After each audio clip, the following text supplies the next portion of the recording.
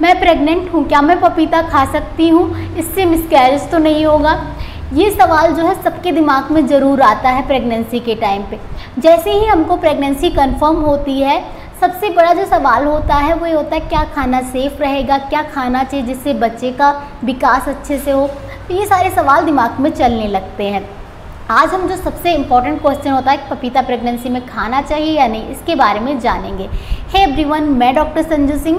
सो आज मैं डिटेल में आपको यही बताऊंगी कि प्रेगनेंसी के टाइम आपको पपीता खाना चाहिए या नहीं, और साथ ही साथ अगर आप खा रहे हैं तो आपको किन चीज़ों का ध्यान रखना चाहिए।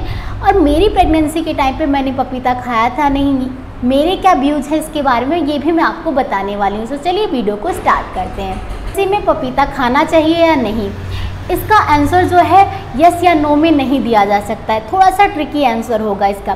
पपीता जो होता है कच्चे फॉर्म में आता है, यानी रॉ पपाया होता है, और पके फॉर्म में आता है, राइप पपाया होता है।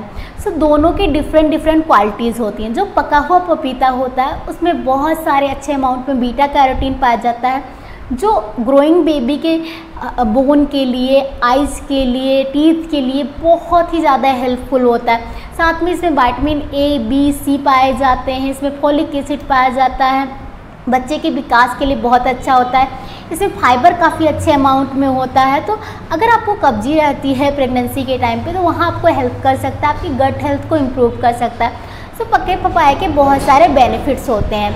वहीं अगर हम बात करें जो रॉ पपाया होता है, यानी कच्चा पपीता होता है, उसमें लेटेक्स काफ़ी अच्छे अमाउंट में पाया जाता है। साथ ही इसमें एक एंजाइम पाया जाता है पेपेन।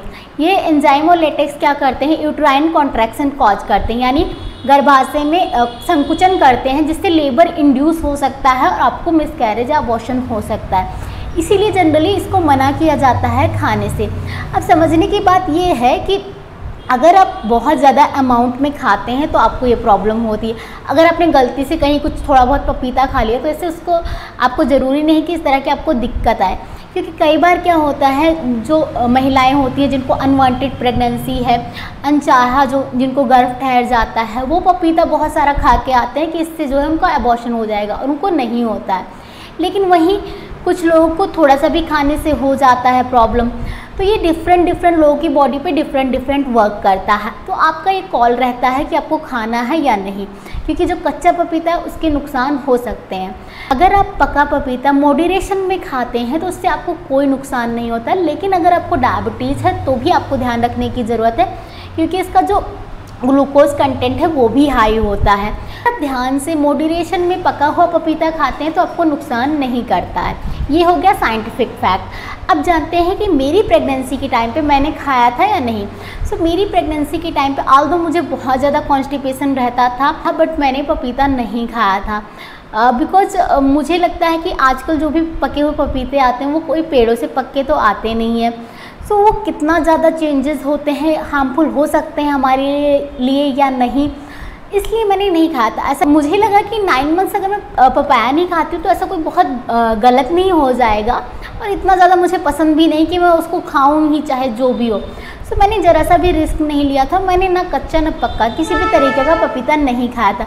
तो ये आपकी कॉल होती है। अगर आपको पसंद है तो आप पका हुआ पपीता थोड़ी मात्रा में खा सकते हैं, कच्चा पपीता आपको बिल्कुल भी नहीं खाना है। और ऐसा कुछ नहीं है कि इससे आपको नुकसान होगा अगर आप पका हुआ पपीता खा रहे हैं। लेकिन अगर आप अवॉइड कर सकते हैं, आपके घर में लोग आपको टोकते हैं कि नहीं आपको नहीं खाना चाहिए, इससे कुछ दिक्कत हो सकती है, तो आपको अवॉइड करना चाहिए। फालतू में स्ट्रेस लेने से कोई फ़ायदा नहीं कि यार खा लिया कहीं कुछ दिक्कत ना हो, बेटर कि अवॉइड करें। सो आज के वीडियो में बस इतना ही। आई होप आपको ये वीडियो इन्फॉर्मेटिव लगा होगा। मिलती हूँ अगले वीडियो में, तब तक stay healthy, stay active. Thank you so much for watching.